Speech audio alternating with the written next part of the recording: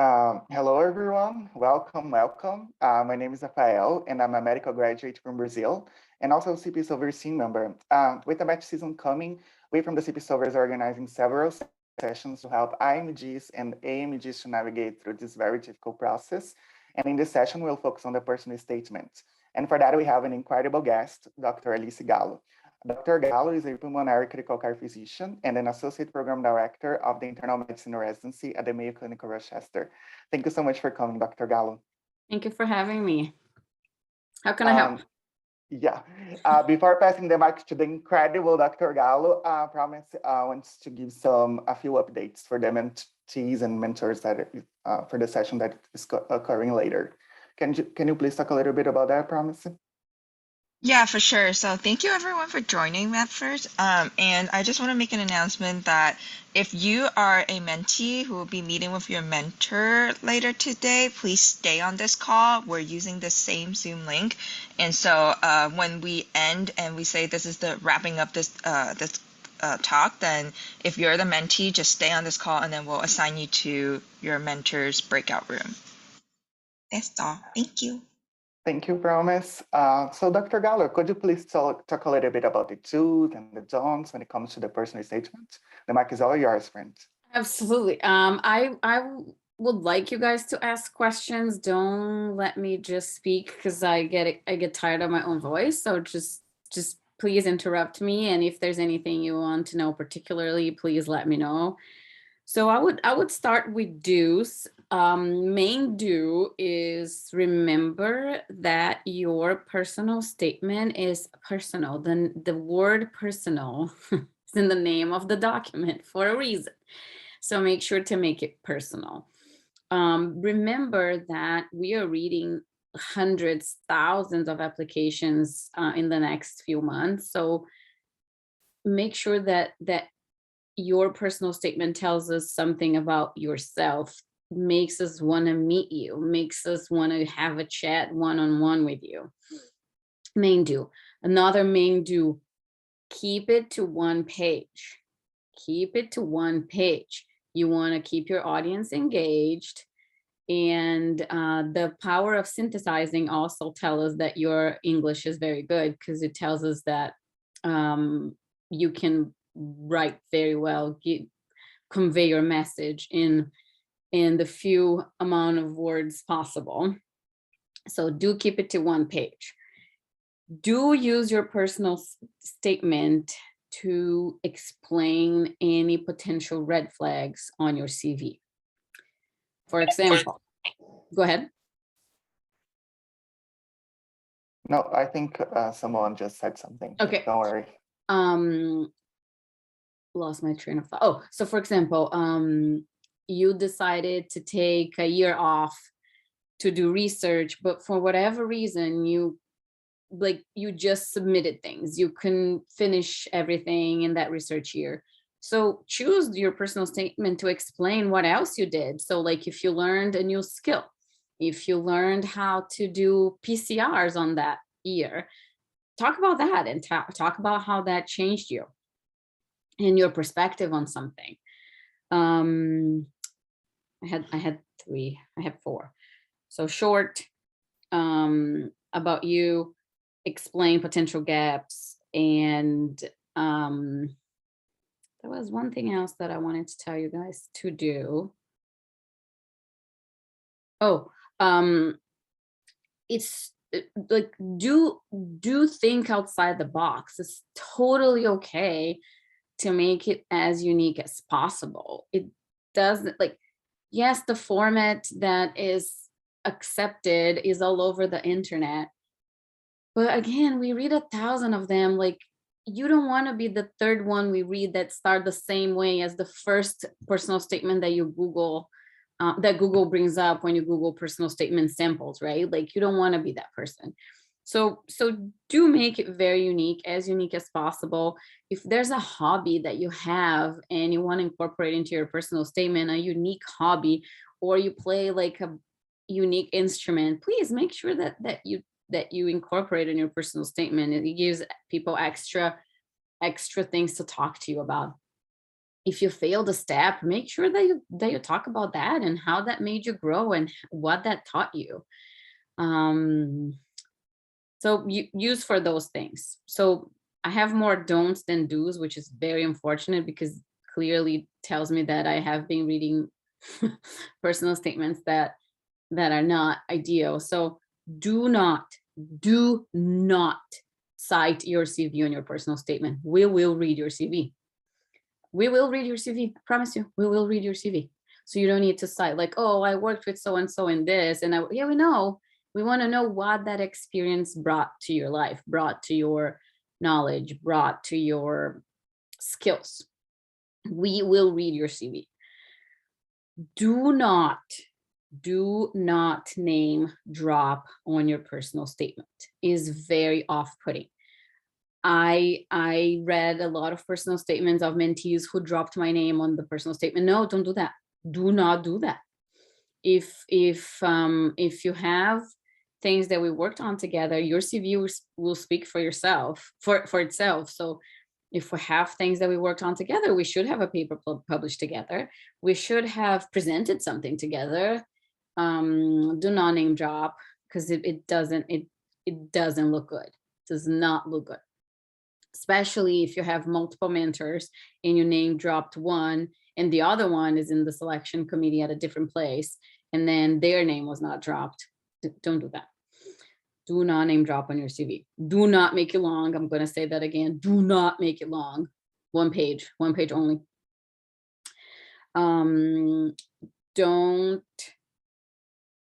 Don't again use the first sample that comes up on Google. You don't have to have a case. You don't have to have like a epiphany that made you want to go into medicine. You don't have to have an epiphany. Just be honest.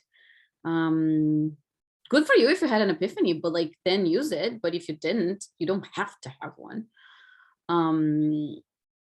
I recently had a personal statement that was amazing. Amazing, absolutely amazing personal statement. This person had wanted to be related to like true spaceships, like astronaut, maybe NASA, and then decided to go to medical school. And I love the way that this person talked about like why they gave up on NASA and then brought it back in the conclusion. Like, it was beautiful. So again, if you had an epiphany, by all means, use that epiphany. Like it's beautiful. It makes us want to talk to you about NASA or something. But if you didn't, don't pretend you did, because we can tell. We kind of get smart with ears. The other don't that I had, there was one more. See, I keep forgetting. I should have written a list. My life is a little chaotic right now, so I'm sorry about that. Don't name drop. And again, if you're going to use a case, we don't want to know. It's okay to use a case. That's totally fine. But if you're going to use a case, tell us what that taught you beyond hemolytic anemia. Like I know if you saw a case of hemolytic anemia, in theory, you should have learned about hemolytic anemia. So, I mean, that's the obvious. We don't want to know that. We want to know, like, okay, this person with hemolytic anemia was Jehovah's Witness. How did you navigate that they might need blood transfusions when they are Jehovah's Witness? How did you negotiate? What that make you like learn? How did you navigate that? Who helped you? Why did you feel helped? That's what we want to know. So every time you add something to your personal statement, we want to know why. How? Why? Make sure that you answer those questions. And another, don't make it all discombobulated. It has to make sense. You can't talk about something in paragraph one. You can't talk about a case in paragraph 1 and then about research project that has nothing to do with the case in paragraph 2, and then a mission trip in paragraph 3 that has nothing to do with the case or the research, and then conclude that you are like very cohesive and very organized. Like, no, we don't get that from a personal statement that is all discombobulated. That's not what we get. So those are my things, like make sure that it's organized, make sure that you don't name drop unless you have to, unless it makes sense. Make sure that is short, don't make it long. Don't make it discombobulated. We want to make sure that, again, you can tell us a story, and don't make it about your CV. There's a reason why you have a CV and a personal statement, and they are separate documents on your application. Those are my main like do's and don'ts, but I would love to hear questions. Yes, short and sweet. Someone asked a question. Does the personal statement have to have a title? No, it's personal statement. It's personal statement. And even though you are confident in your English, would you recommend people having their personal statement read by a native English speaker? I mean, I would, if you're not going to pay for it. I would not pay for a native English speaker to read. Like, I'm sure you all did clerkships or observerships or externships. I'm sure you have friends. Obviously, unmute yourself, Carol. Hi. Hi. See, I have a question about a personal statement. If I would write my personal statement and I would like to talk specifically about my history, my own past history, because I think it says a lot about myself. I don't want to talk about a case. I don't want to talk about my med school. I don't want to talk about that. I want to talk about everything that I passed to get there, because I think that's make who I am. Would it be okay, or would it be something wrong? Maybe It will be perfection. Talk about everything you've been through to get to where you are. Thank you. Okay. Yeah, 100% yes. I would say 110% yes. Thank you. I had the same question. There you go. Again, like just. No, I had the same question as her because I had another career before medicine. Beautiful. So I don't know. Deborah, you were a lawyer, right? You were a lawyer. Yes. Right? Yeah. So please do start like, hey, I thought law was what I wanted to do, but I realized that no. Did you finish law school? Yes, I finished. Okay. Even better. You get a parallel of what made you stop what you're doing and go to medical school and do what you're doing, and how you can incorporate law into like patient advocacy, if that's what you want to do. I'm just giving you ideas. Don't lie. Oh yeah, don't lie. Don't say. You can change your mind. Okay, you can totally change your mind. I've changed my mind multiple times. I think I've mentioned to you guys before, like, if someone had told me I would be the APD at Mayo Clinic 10 years ago, I'd be like, yeah, no. So people change their minds. It's okay, but don't lie. Don't say like, I went to law school first because I knew I wanted to be a physician advocate and then I went to medical school. If that was not the case, don't do that. But do use it like, hey, I realized that what I missed was like people and talking to people and helping people at bedside. And then I realized going to medical school that being a lawyer could only help me advocate more for my patients in this and this and this and this way. Why? The lawyer in the house. Thank you. You're very welcome. What else? You guys are awfully quiet today.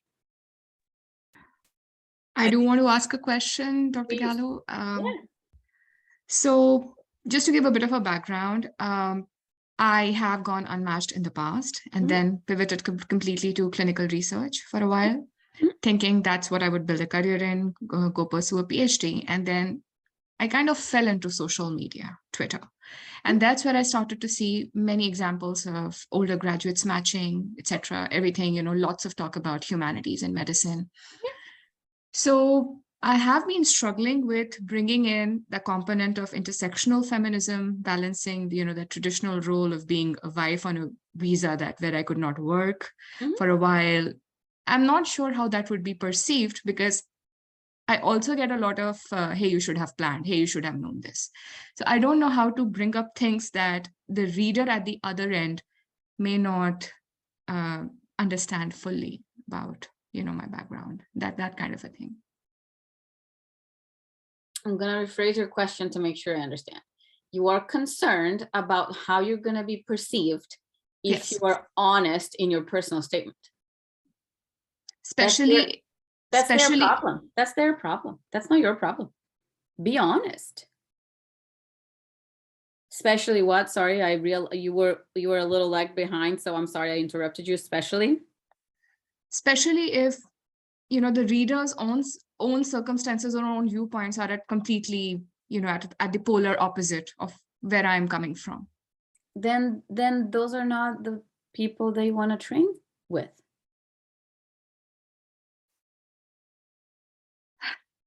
I mean, that's the whole problem that I deal with, because I feel like as IMGs, our options are so limited. I really don't know. Like, I want to be honest. I know I want to be in a place that will keep me psychologically safe when I train, but the options are so limited. Like, that is really eating away at me, your honesty hurts you, and then what? You lose a shot at the career again. So I don't think honest will ever hurt you.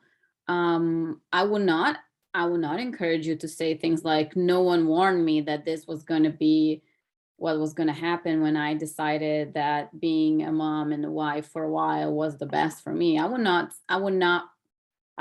not encourage you to put the blame on the system or the blame on other people, but I would encourage you to say, deciding to be a mom and a wife for a while and doing all of this amazing research I did got me where I am and taught me X, Y, and Z because of. It's a choice that you already made. You can't go back in the past and change the past. It's a choice you already made. thank you. You're welcome. Thank you so much, Pallavi, for sharing your story. I think a lot of people here can relate to that, and I'm sure you will achieve your dreams. And I'm wishing you the very best of luck. It's gonna be great. You got this. Someone There's asked a question. Okay, yeah, can you Rafa, answer there's that? someone, Karnav, and I'm sorry if I'm not saying your name correctly. Why would tell me more why you would talk about a subspecialty if you're applying for a general specialty now? I'm confused, or maybe that's not your question. Do you have a way of unmuting yourself and explaining your question a little bit better? Dr. Modi or Karnav, I'm not sure I'm saying his name. Hello. Hi. Hello. Hi. So I mean, like, it's for internal medicine only, right? But I mean to say that, can we write why we chose medicine first and then come on to internal medicine as a specialty? Or like we directly explain why we are choosing internal medicine? It's your personal statement, whatever fits best for you. If you want to say, if it's important to you so that people understand why you went into medical school, that's okay. It only matters, the specialty itself only matters when you're applying for fellowship. Okay, all right. Thank you. But if you want to say both, it's okay. But again, keep it to one page and make sure it makes sense. Okay. Dr. Ellie, sorry. And I just want to Okay. make a comment. Promise made a comment to Pallavi that I think it's perfect. I think there's a way to phrase, and that's exactly what I was trying to say. You're not going to say like, the system failed me because I had nowhere to read that if I didn't do this right away, it would be harder every year that I didn't match to match. But there's a way of saying like, yep, got married, had a kid, beautiful kid, taught me how to be, I'm making this up, Pallavi, don't take this personal, but like, taught me how to be super organized, taught me how to multitask, taught me all of this, and allowed me to have all these amazing degrees that now I have. Because if I'm not mistaken, you have 2 extra degrees plus a bunch of research, plus a bunch of like really cool stuff that you've published. Like you created all this amazing underserved healthcare talk about these things and talk about like how deciding and own it. Like, don't let the system take it from you. Own it. Like I decided that I was going to be a mom and a wife. Yeah, Can I also thank you so add much. something? Yeah, please do. So I totally echo with what Dr. Gallo said, and I Gallo. think oh, sorry about that. All right, you don't have to apologize. And so I think if you can explain a little bit about, why you decide to choose to focus on those priorities first, and, like what kind of pressure you were going through at that time with, how the system is kind of pushing you to focus on those priorities first, and your upbringing, like maybe you're raised to believe that, women need to stay in the house and take care. And if you've explained that, because that was the pressure I was experiencing and that was the education system I was experiencing, I had to choose to focus on those priorities first. And then now I've learned how to juggle between a lot of different things, but I still wanted to continue to pursue education for myself. And I think it would be beautiful if you further go another next step to say, and this is why I'm doing this research project, because I wanted to help women. This is why I started this nonprofit, because I wanted to help these issues, and then talk about how this is inspiring you to advocate for women, or in your future career to help them. So that really ties your entire story together, because people saw where you're coming from, they saw how you make your choices, and it talks a lot about who you are and why you made those choices, and then why you're choosing to do what you are doing next and what you want to do next. Thank you so much. No, that's again another thing. Although my goal is internal medicine, but a lot of what I feel about medicine, I want to also work towards women's specific areas within internal medicine. And then when I want to talk about it in my personal statement, and I've again, because I've gone unmatched in the past, I've also had a few interviews in the past. Sometimes people end up asking me, do you want to do OB? I'm like, no, I want to do internal medicine. But because the personal statement or the conversations that I'm having tend to be women focused, they're like, do you want to do OB? So, that is again, I'm so glad. Thank you so much for bringing that up, because that is again another block I'm facing. There are, there's this whole concept of focusing more on heart disease in women, or now increasingly there is this thing about talking about GI conditions or the specifics of gut-brain axis in women. So it's not like if you talk about women, you're interested in OBGYN. But somehow because I've had that question in the past, again, I'm nervous about addressing that. But thank you so much. No, that's exactly how I feel about it. I've had my struggles. So I do want to build a career that's focused towards women, but within internal medicine.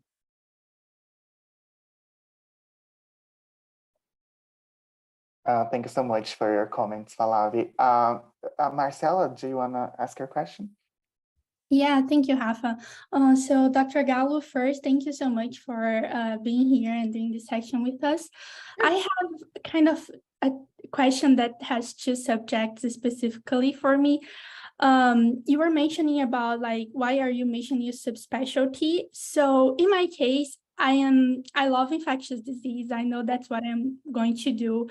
I had some experience with that before, volunteer and things like that. And I also want to be involved in global health because I was born in a rural area and I had some experience in rural areas and rural projects.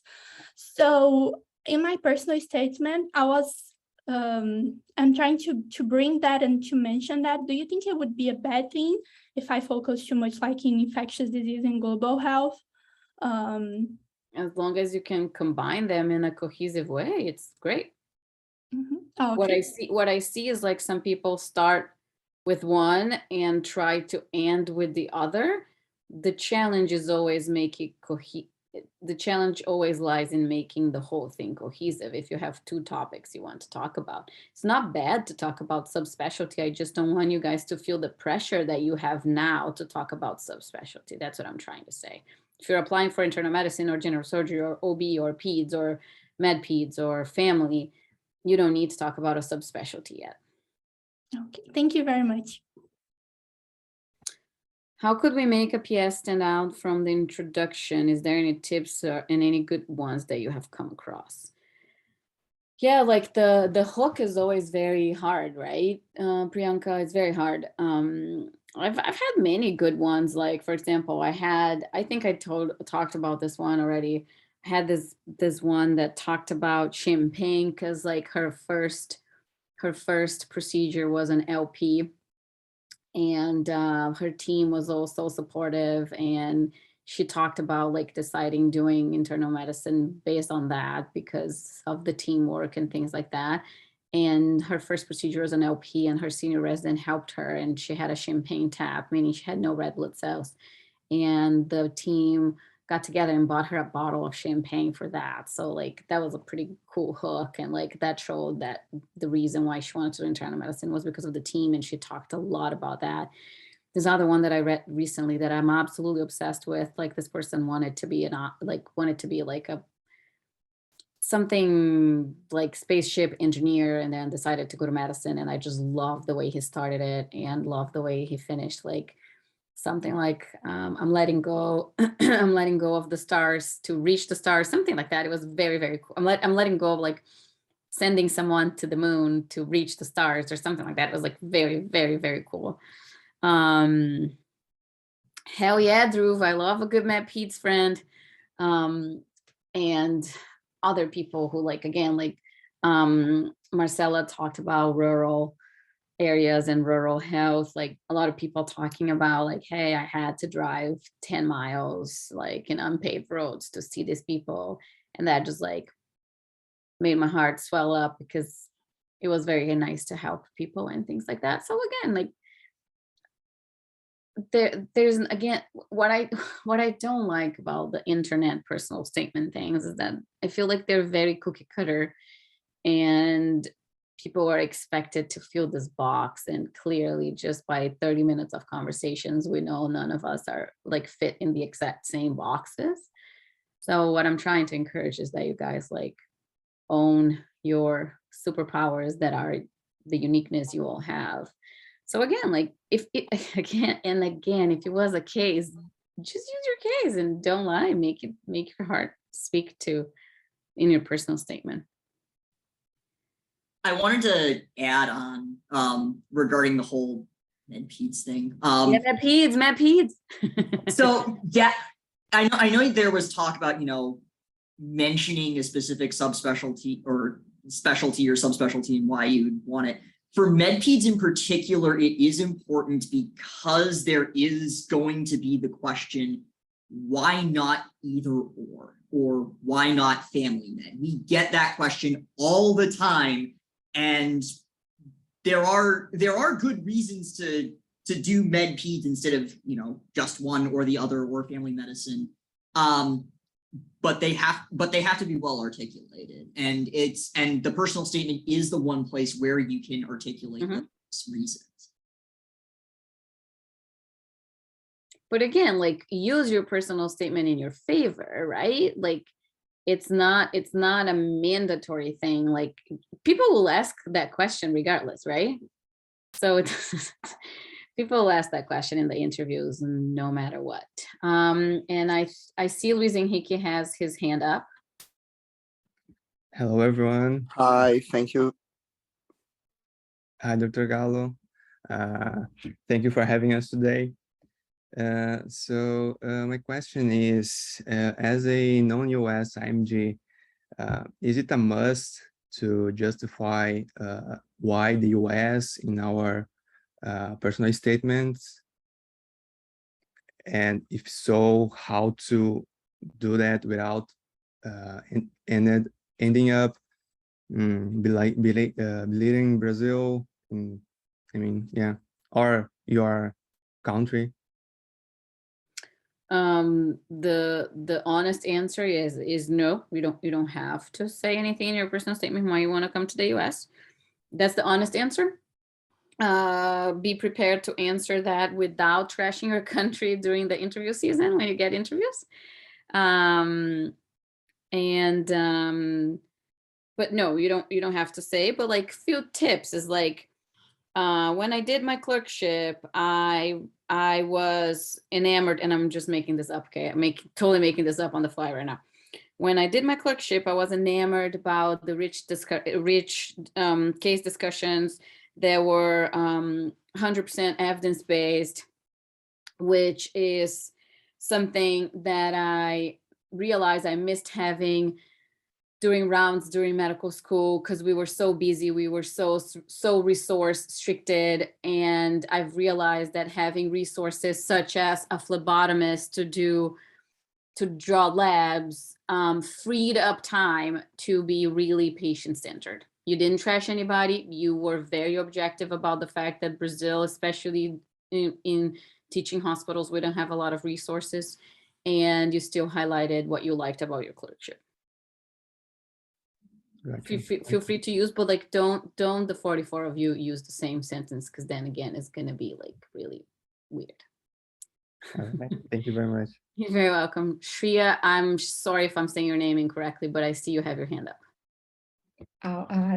Thank you, Dr. Gallo. Thank you for this. How do I say your name correctly first of all? My name is Shreya. Oh, Shreya, Yeah, okay. it was almost perfect. Thank you so much for having this session, and hi everyone. So I think my question is just sort of an extension of Marcela's question related to the fellowships. So I know that, like, I've heard on two hands. One is someone who doesn't really know what they want to do after internal medicine, and they're just sure of internal medicine. That's one. And like Marcela is sure she wants to do infectious diseases, and she's passionate about global health as well. So she's very driven towards one thing that she's sure of at this point. What about someone, say, like me? In between, I know I want to do internal medicine for sure. I have multiple interests though in it. I have in multiple specialties, maybe like 2 or 3 specialties or something. I even have experience like related to clerkships and some amount of research as well in those specialties. Is it okay for me to actually mention that I'm interested in these 3 specialties, and I'm looking forward to, narrowing that down as when I start residency? Is it okay for me to, or do I just seem indecisive and sort of all over the place, jack of all kind of person? It depends on how you write that. Is there a purpose in your personal statement for you to mention those 3 specialties? If there is, please do. If you can't put that in context, put that with a purpose, it's gonna make you sound discombobulated. Okay. It depends on how you write it. It's okay to write it. Everything depends on how you write it. So for example, if you write 1 paragraph about GI, I'm making this up, 1 paragraph about GI, 1 paragraph about infectious disease, and 1 paragraph about cardiology, it's gonna be like, well, that's weird. But if you write like about an intersection of all of these things, such as infectious disease, cardiology, and GI, infective endocarditis, someone heart failure, infective endocarditis, and had gut ischemia because of like septic emboli. That's fine. That's fine. And then you'll be like, okay, I loved all these 3 things because I had to study all of these 3 things when I was like in my clerkship seeing this case. And I'm looking forward to internal medicine, where I'm to a program where I'm going to rotate in all subspecialties so I can make a decision, or not, or just be a hospitalist. I struggle with people who start residency saying, I'm for sure want to do this. Because let me tell you, 20 to 30% of people change their minds. I was going to be a gynecologist, and I'm an intensivist now. So again, like I struggle a little bit with people. I'll be like, okay, fine. Let's talk again in 3 years. Again, it's okay to change your mind. It's totally fine. I'm gonna say something like it's just even Zoom, like a lot of stress in this room. Guys, just take a deep breath. It's gonna be okay. It's gonna be okay. You don't have to know today, and shit changes. Ooh, shouldn't curse, we're being recorded. Sorry. Things change. Thank you. Yeah. If you can make 3 specialties be cohesive, by all means, go for it. If you can't, praise internal medicine. Got it. Yeah, no, for sure. Internal medicine all the way. Yeah. If it's okay, can I just like continue and ask another one that I Go had? for it. Okay. So I also kind of, so as you said, these internet examples, how much, like what all do I have to cover in it? Like I know I'm going to cover what my passion is in terms of internal medicine. There you go. But Here, done. that's it. Okay. So like cover that over the Who whole. are you? Who are you? Who are you? Okay. Why is internal medicine? Why do you wake up happy every day to go see internal medicine patients? Why do you want to do a residency even? Because I'm assuming you're from a country that you don't have to do residency to practice, like Brazil even. I don't mean to be rude or make assumptions. Assumptions are always bad, but No, I'm from India. Yeah, exactly. So yeah, you don't need to do a residency to practice medicine, right? So again, why do you want to do this? Why is this important? Why? Awesome. Every paragraph has to answer why. Ideally the same why, not 17 whys. Because we all have 100 whys. It's okay. You don't need to talk about 100 whys in one page. Don't do that. Awesome. Okay. So it's not like ticking check boxes and then explaining each thing. It's more like pick a theme and pick an interest and explain yourself well. Okay. Got it. Thank you. We all know we are multifaceted. We all know we have 17 million things we love. And we can all be 10 different things at the same time. It's okay. Thank you. You're very welcome. Luis Geraldo, I see that you have, and I'm assuming I'm speaking Portuguese because I think Luis Geraldo is a very Portuguese sounding name, but it might be Luis Geraldo. So I'm really sorry. Oh yes, no, it's very Portuguese. Thank you very much, Dr. Gallo. Sorry, because I heard the other Luis Henrique being called, so I thought it was me. Wait, one is Luis Henrique and one is Luis Geraldo, verdade? But I'm also Luis Henrique. It's Luis Henrique Geraldo. Okay. Geraldo is my last name. It's yeah, I have a funny story on wrongfully written last name when my grandparents moved to Brazil. But see, that's a great personal statement story. I love it. I love it. So my question is, I've seen, it looks like there's a lot of people, most of the people are applying for internal medicine. I'm applying for neurology. And a lot of the things I have to tell about on my personal statement and everything are internal medicine. Like a big part of it, I wrote about the time I worked in a slum in Brazil as a family doctor. And part of my decision to go to medicine was being a kid that had a heart disease and got surgery when I was little. And I did a MD PhD, and I do research in the cardiology department. And everyone keeps telling me when they read my story, it looks like I should be doing internal medicine and then cardiology. And I'm applying for neurology nonetheless. So do you think this can be a problem? I should try to like reduce the way I'm writing about it and put more neurology things?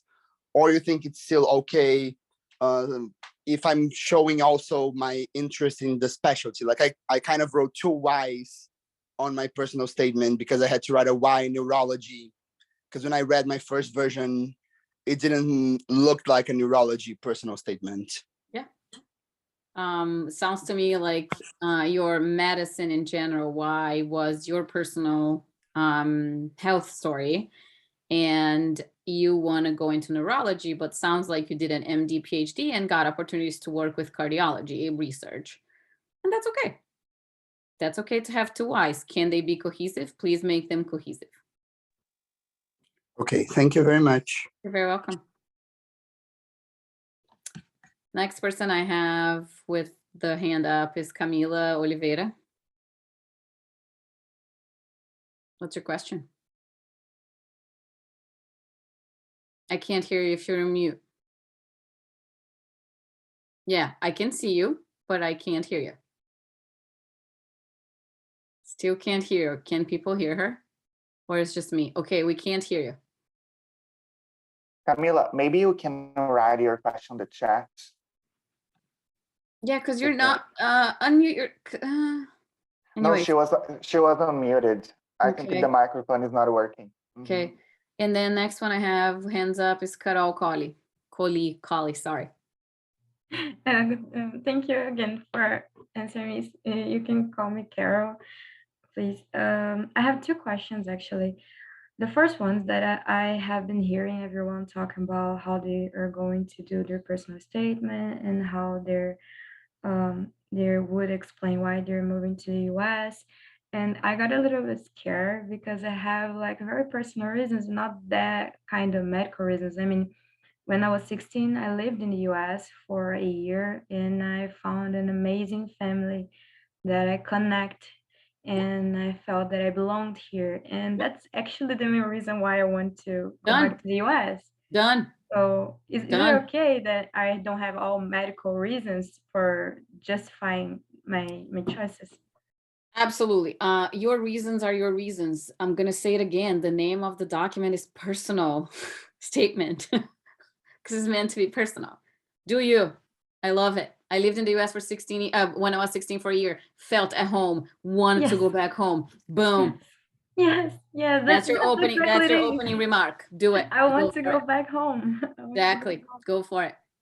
And my second, sorry, I'm kind of nervous because Why are you nervous? because I think you're so amazing that I'm kind of nervous going to be talking. I'm to you. amazing. I'm like Yes. just like all of you. No, honestly, I'm kind of even like from my. Don't feel nervous. Like no, I'm like all of you. I'm just like 10 years ahead. That's all. No, you're amazing. I'm just 10 years older. That's all. No, probably 15 years older. Dhruv is laughing at me. I can see you laughing, dude. Like I'm just 15 years older. Yes, but you got so far being a non-US.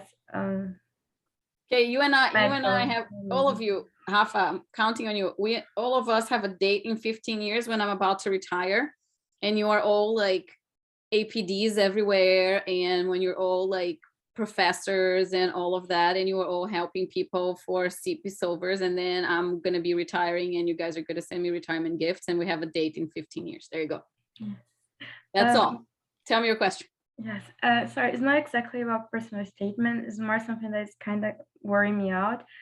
I got accepted to Cornell for a clerkship, but I want to do internal medicine. I have no intention to do OBGYN, but they have like they're in shortage of spaces. So, and it seems like the OBGYN professor really liked my letter of recommendation because I was just passed by my OBGYN here. So it said a lot about that on that.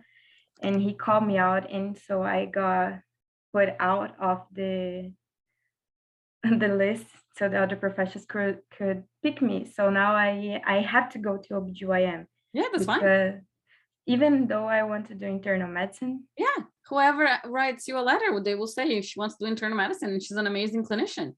And that's it. If people ask you, like, that's the only thing I could get during COVID years. Done. Boom. Guys, you're overthinking. You're overthinking this. Yes. Thank you. Overthinking. A clerkship in anything is better than none.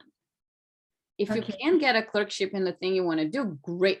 Just make sure when you ask for your letter, the letter says internal medicine, because I've seen people not be very clear about that. And then the person writing thought that they were going to do the specialty they were rotating on. So just make sure that when you sit down to ask for the letter, you're very specific. Okay. Thank you so much. You're very welcome.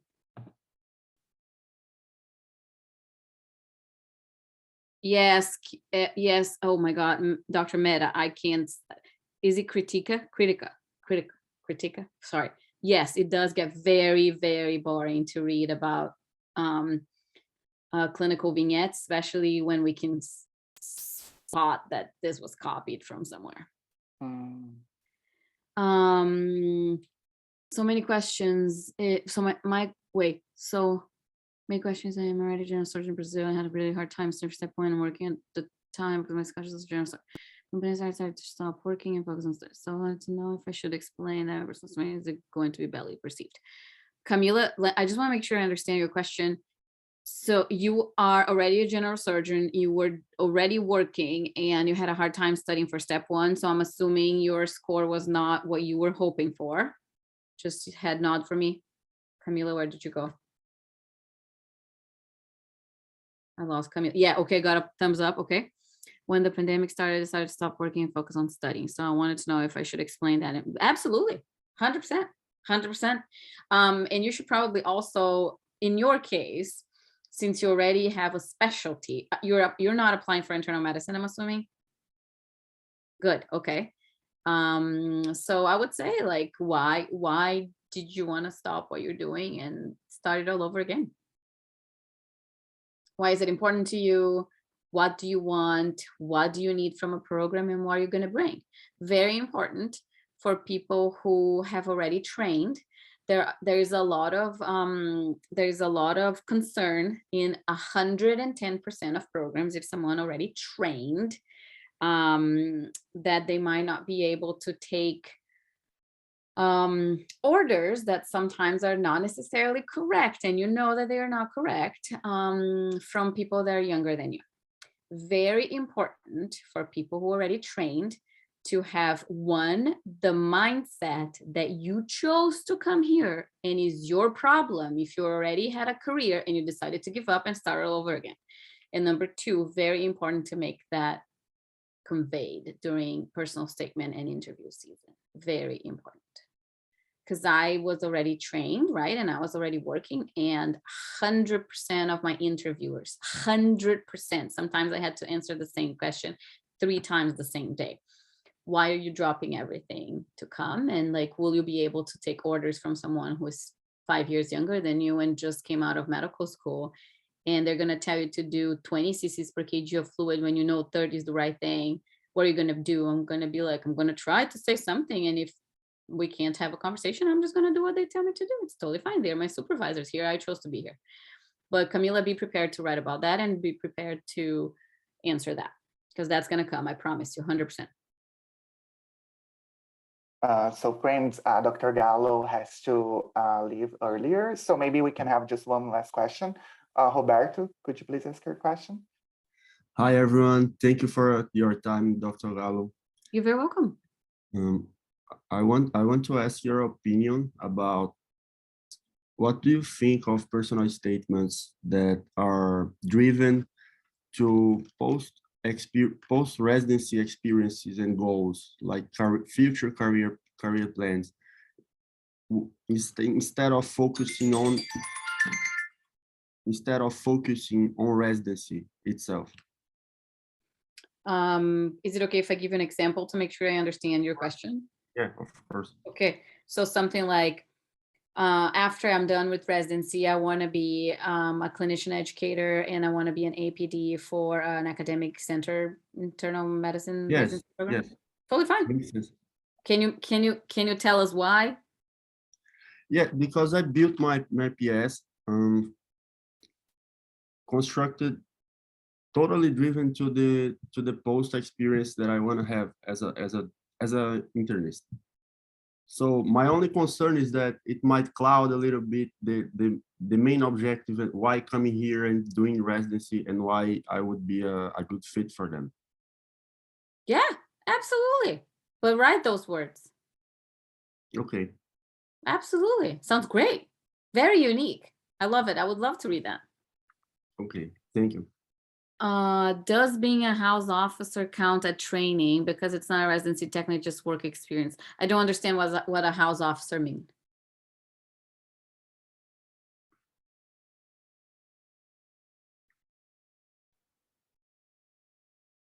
What is a house officer? Can someone explain to me? Teach me. Internist. Internist, like you've done residency? Yes, you've done residency. Yeah, but that's previous work experience. If you've done residency, that's work experience. It's just not US. You have to put it as work. What? So before we finish the session, Dr. Gallo, thank you so much for taking your time to be with us As always, very straightforward, very honest, and we love about that about you. Okay, so don't worry. Yeah, sometimes I don't behave very well. I did curse, and we're being recorded. So now Robbie's gonna be mad. So tell him I'm sorry. Tell him I'm sorry. And guys, again, like I just want. I'm furious, by the way. So angry. I can't contain my anger. It's so of course I'm here. By the way, my only feedback is I wish you would swear more often. But you know, hey, like setting VMR records. I hope. I can curse as much as you want. Like let's go. It's one of my hidden talents. You have no idea how much I can curse. Maybe next time.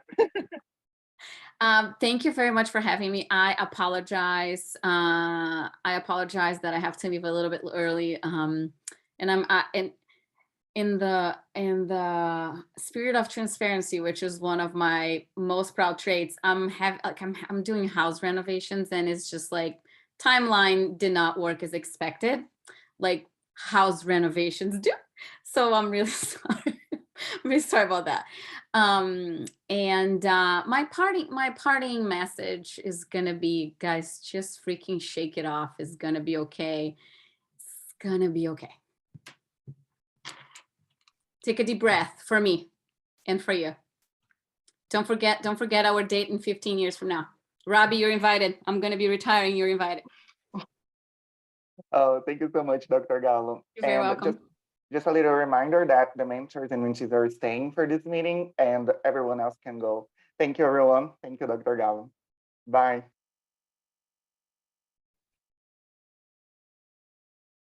So Promise, can you take it over, please?